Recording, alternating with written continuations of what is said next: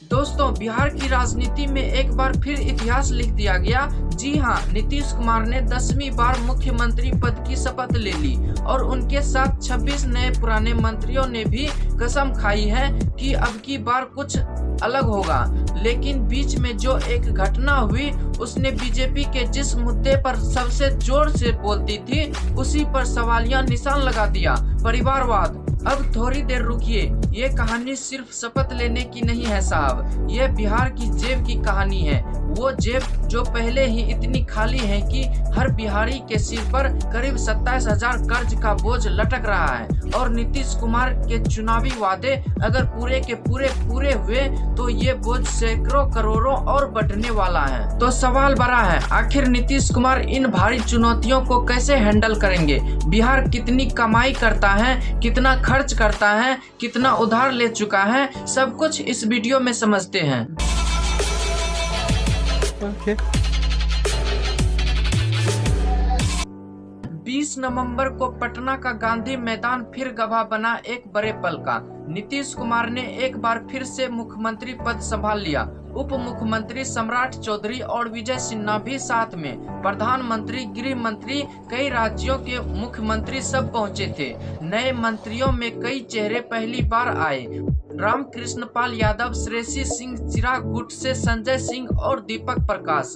यानी नीतीश ने इस बार अनुभव प्लस नए लोग दोनों का मिक्स कर दिया। लेकिन इसी बीच एक ऐसा सीन हुआ जिसने बीजेपी के परिवारवाद खत्म करेंगे वादे दावे पर सवाल खड़े कर दिए। एक मंत्री साहब जींस शर्ट में सीधे स्टेज पर शपथ लेने पहुंच गए। कपड़े से नहीं, उनकी पहचान से सवाल उठा। ये थे राज्यसभा सांसद उपेंद्र कुशवाहा के बेटे दीपक प्रकाश, जो ना विधायक है ना एमएलसी, लेकिन सीधे मंत्री बन गए। और अकेले नहीं थे, संतोष मांझी पूर्व सीएम जीतन राम मांझी के बेटे, ये भी चुनाव जीतकर नहीं आए, फिर भी मंत्री पद मिल गया। अब इसमें दिक्कत कपड़े की नहीं है, दिक्कत ये है कि जिस परिवारवाद के खिलाफ बीजेपी जोर जोर से बोलती है, उसी परिवारवाद को यहाँ गले लगा लिया गया। अब आते हैं असली मुद्दे पर, बिहार की कमाई और खर्च। अगर बिहार के 2024-25 के बजट को उठाकर देखा जाए तो तस्वीर साफ है। कुल खर्च लगभग 3.27 लाख करोड़, कुल कमाई सिर्फ 2.44 लाख करोड़, यानी लगभग 82,000 करोड़ का सीधा घाटा। और जब खर्च ज्यादा कमाई कम तो सरकार को कर्ज लेना ही पड़ता है। इस साल बिहार ने करीब 63,000 करोड़ का कर्ज लिया।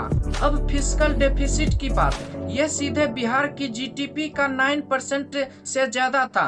किसी भी राज्य के लिए यह खतरनाक माना जाता है। सरकार कह रही है कि अगले बजट में इसे 3% लाने की कोशिश होगी, लेकिन ये तो कागज की बात है। जमीन पर कितना असर होता है वो बाद में दिखेगा। बिहार पर कुल कर्ज कितना है? 2024-25 के अंत तक बिहार पर कुल कर्ज था 3.48 लाख करोड़ और ये बिहार की जीडीपी का लगभग 38 से 39% है।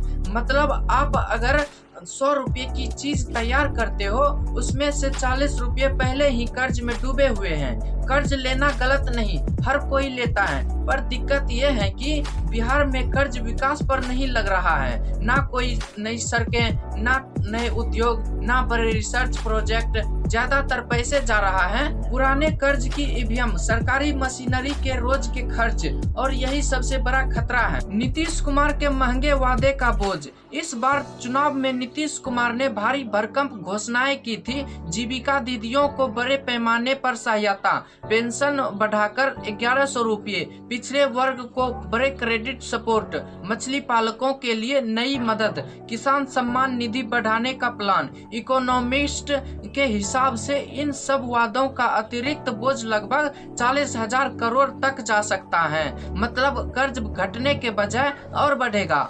अब सवाल, इन वादों के पैसे आएंगे कहां से? विशेषज्ञों के अनुसार बिहार सरकार के पास केवल 3 रास्ते हैं। नंबर 1, और कर्ज लेना, लेकिन पहले ही 38% डेबिट टू जीडीपी है। 3% की सीमा के कारण ज्यादा कर्ज लेने की गुंजाइश नहीं। नंबर 2, विकास पर खर्च कम करना, यानी रोड, इंडस्ट्री, इंफ्रास्ट्रक्चर सबका बजट काट देना, लेकिन इससे बिहार का भविष्य और खराब होगा। नंबर 3, योजनाएं धीरे धीरे लागू करना। यह सबसे आसान तरीका है। वादे बड़े बड़े होंगे पर लागू होने में फेज में, किस्तों में या अगले बजट में वाला खेल चलेगा, यानी वादा दिखेगा पूरा आधा होगा। शपथ लेकर रिकॉर्ड तो बन गए, पर अब असली बड़ा रिकॉर्ड तभी बनेगा जब बिहार वनरेबल अर्थव्यवस्था से निकलकर स्टेबल विकास की तरफ बढ़ेगा। वादे बहुत हुए, अब देखना यह है कि ये सब जमीन पर उतरता है या फिर कागज पर ही धुल जाता है। वीडियो अच्छा लगे तो लाइक शेयर जरूर कीजिएगा और चैनल को सब्सक्राइब करना मत भूलिएगा।